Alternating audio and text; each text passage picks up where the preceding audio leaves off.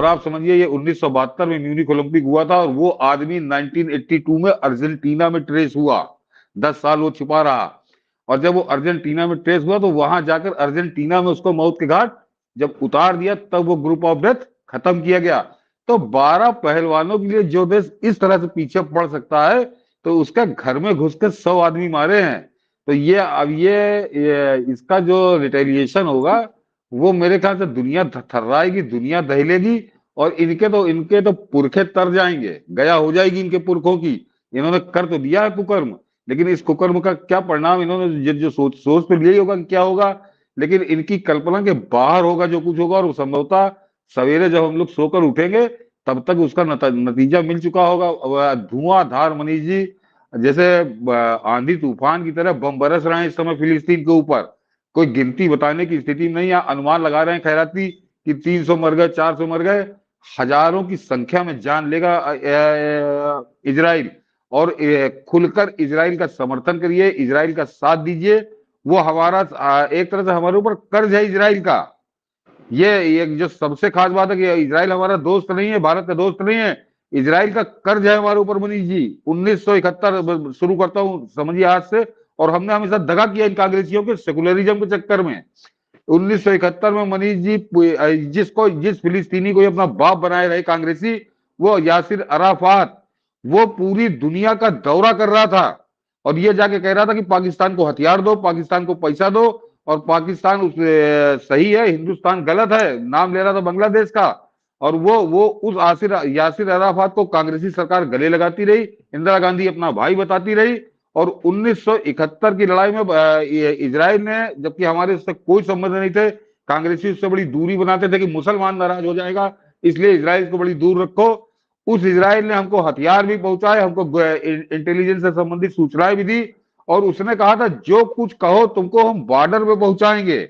इस हद तक जाकर इजराइल हमारी मदद कर रहा था सन 71 में। उसके बाद हमने उसकी पीठ में छुरा मारा, इंदिरा गांधी के गले लगाया, कहे हम भाई वो कैसा ही हमारी बहन। और 1982 में उसका शहंशाहों की तरह इसी दिल्ली में स्वागत किया गया। लेकिन इतने विश्वासघात के बावजूद, क्योंकि इजराइल की एजेंसी बहुत जबरदस्त है, मोसाद के बराबर एजेंसी किसी के पास नहीं है, तो इजराइल को यह मालूम है कि हिंदुस्तान के नेता जो सेकुलर नाम के बेईमान, ठग, धूर्त, जालसाज ये है। लेकिन हिंदुस्तान की जनता में अगर सर्वे करा लिया जाए तो वो छोटा पजामा बड़ा कुर्ता वाला छोड़ दीजिए तो 100% जनता इजराइल के साथ है। और इस बात को इजराइल और बहुत इसका अच्छे प्रमाण से सर इस ग्रुप में भी है कि बहुत सारे लोग लिख रहे हैं कि इजराइल तुम पेलते रहो, हम तुम्हारे साथ हैं। बहुत सारे हाँ। लोगों का कमेंट्स है। लेकिन देश का प्रधानमंत्री, भारत कभी खुलकर किसी के साथ खड़ा नहीं होता था। आज ट्वीट करके प्रधानमंत्री ने कहा कि हम इजराइल के साथ हैं। इसके क्या मैं मायने? मनीष जी उसी पे आ रहा हूँ कि 71 में ये, और उसके बाद जो कारगिल का युद्ध हुआ है, कारगिल के युद्ध में जो पाकिस्तान के 500 लाशें पड़ी रही, लावारिस लेने की हिम्मत नहीं जुटा पाया, वो लेजर गाइडेड मिसाइलें इजराइल ने दी थी हमको। क्योंकि ये हो गया कि बॉर्डर नहीं पार करना, इंटरनेशनल मामला है। अटल जी के यहाँ वो बैठा हुआ था ब्रजेश मिश्रा सुरक्षा सलाहकार, उसने समझा दिया कि बॉर्डर नहीं पार करना, तो वायुसेना के लिए बड़ा संकट था। तो बम और मिसाइल, वो जो कारगिल का युद्ध है उसका सबसे बड़ा श्रेय हमारे इजराइल को जाता है। तो वो इजराइल ने दिया। लेकिन उसके बाद अटल जी भी इजराइल का बड़ा खुलकर समर्थन है, प्रशंसा करने में बड़ी पीछे हिचकते रहे। वो बैठा था उनके उनके पीएमओ में ही बैठा था वो राष्ट्रीय सुरक्षा सलाहकार, जिसको बाद में उसकी ड्यूटी के लिए कांग्रेसी सरकार ने बाद में पद्म भूषण दिया। तो इससे समझ लीजिए खेल क्या था पूरा वो। लेकिन अब की जो ये घटनाक्रम हुआ तो इजराइल का, तो मैंने कहा ना कि इजराइल अब की जो है संघार का इतिहास बनाने जा रहा है।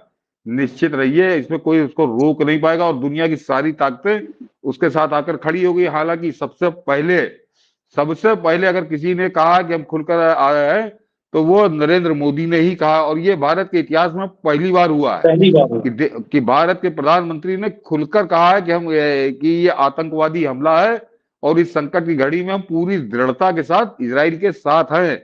इसके लिए एक बार फिर प्रधानमंत्री मोदी को लाखों बधाई, लाखों धन्यवाद, लाखों आभार कि उन्होंने कम से कम भारत के स्वाभिमान को जिंदा रखा। अन्यथा ये कांग्रेसी मुसलमान नाराज हो जाएगा, इसलिए रौदते थे भारत के स्वाभिमान को, भारत की संप्रभुता को, कि मुसलमान नाराज हो जाएगा तो जिसने हमारा संकट में साथ दिया उसको गाली बकते थे भारत, उसको गाली बकते थे और उसको गले लगाते थे। उस आतंकवादी यासिर अराफात को 84-85 देशों में मनीष जी वो वांटेड टेररिस्ट था अपने मरते समय तक। वो ये मगर कांग्रेसी उसको नेता बनाए हुए थे। क्यों? बताइए, मुसलमान हमारे नारा हम लोगों के बचपन दिलो दिमाग में भी यासर अराफात को हीरो बना दिया था, जो हीरो। सही मायने में क्रिमिनल था। आपकी अरे वो बात से एक चीज लगता है सर, कि जिस अभी तुर्की को हम लोगों ने बुरे वक्त में मदद किया, लेकिन तुर्की हमेशा अपना दोगला चरित्र दिखा देता है। तो भारत को भी इजराइल जैसे देश दोगलाई तो मानते होंगे कि हमें वो साथ देता था और हम उसके साथ दोगलागिरी करते थे, धोखा देते थे हम। तो इसका मतलब कांग्रेस की सरकार में नेहरू के और उसके चमचों के चरित्र ने भारत का चरित्र खराब करके रखा, कि जिसने जो विपदा में आपके साथ खड़ा रहा, आप हमेशा उसके साथ ना दोगलाई नहीं, करते रहे। मनीष जी जरा इनका चरित्र आप समझ लीजिए, इनका चरित्र अब आप समझ लीजिए। वो जनरल कि 71 की लड़ाई का जो मैंने जिक्र किया, वो लड़ाई तो भारत पाक की थी। बांग्लादेश तो न 3 में न 13 में 2 कौड़ी था, उसको लड़ने की हिम्मत ही नहीं थी।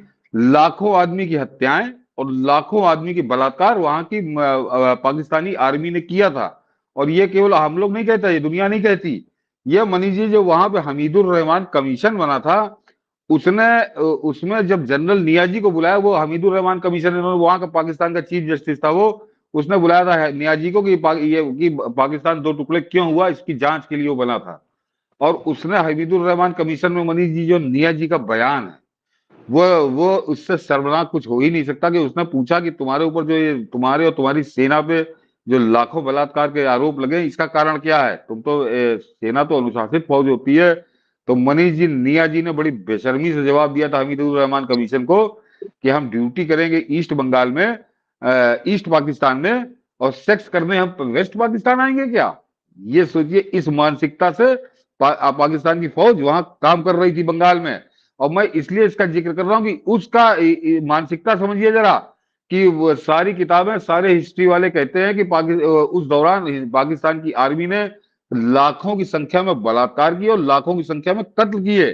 सीधे सीधे खेतों में, सड़कों पर बलात्कार वहां के फौजी करते थे, जिसको पकड़ लिया वो निपटा देते थे।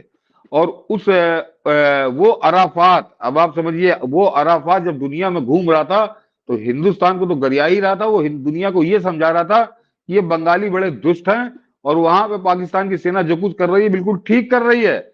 और मनीष जी ये तो अराफात का हुआ कुकर्म।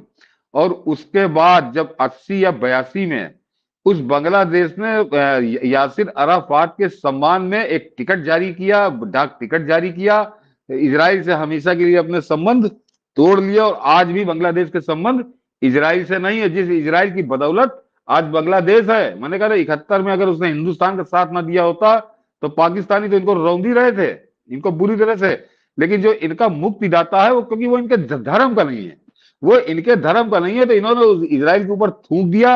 और जो जो यासिर अराफात दुनिया में घूम घूम के बता रहा था कि पाकिस्तानी फौज बिल्कुल सही बलात्कार इनके साथ कर रही है, सही में इनका ठीक कर रही है, इनका कत्ल कर रही है, उस यासिर अराफात के सम्मान में इन्होंने 1982 में डाक टिकट जारी किया।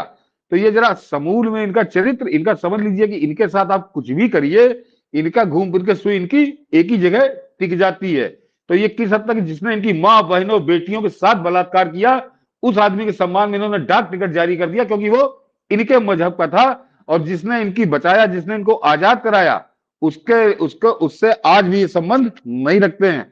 और हिंदुस्तान की कांग्रेसी सरकार बिल्कुल उन्हीं की पिछवाड़े चलती थी कि मुसलमान नाराज हो जाएगा, मुसलमान वोट नहीं मिलेगा। तो ये पाखंड, ये पाप, इसका अंत किया आज नरेंद्र मोदी ने। क्योंकि इजराइल के लिए सबसे, देखिए मनीष जी, इजराइल को भी अच्छा लगा होगा कि दुनिया के में अगर आप इजराइल के बाद बात करिए तो दुनिया में सबसे पहले नेता नरेंद्र मोदी बने, जिन्होंने खुलकर कहा कि यह आतंकी हमला है और भारत पूरी दृढ़ता के साथ इजराइल के साथ है। तो ये एक अच्छा है, बढ़िया परिवर्तन है और इसकी सराहना करिए और इजराइल का जमकर समर्थन करिए, क्योंकि इजराइल का कर्ज है भारत के ऊपर।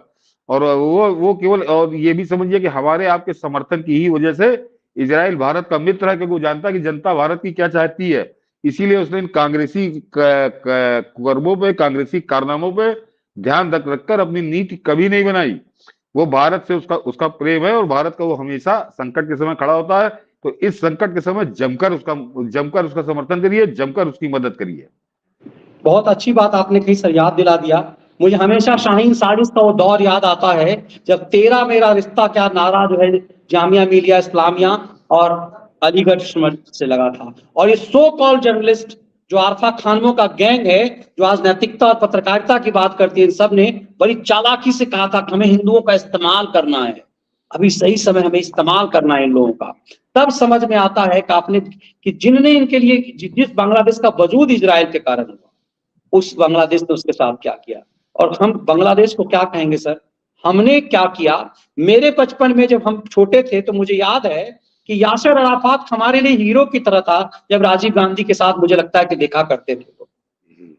और इस छोटे मानस पर क्या असर पड़ा कि वो जबकि वो टेररिस्ट था, वो वांटेड आतंकवादी था, लेकिन हमने आतंकवादी को अपना हीरो बना दिया।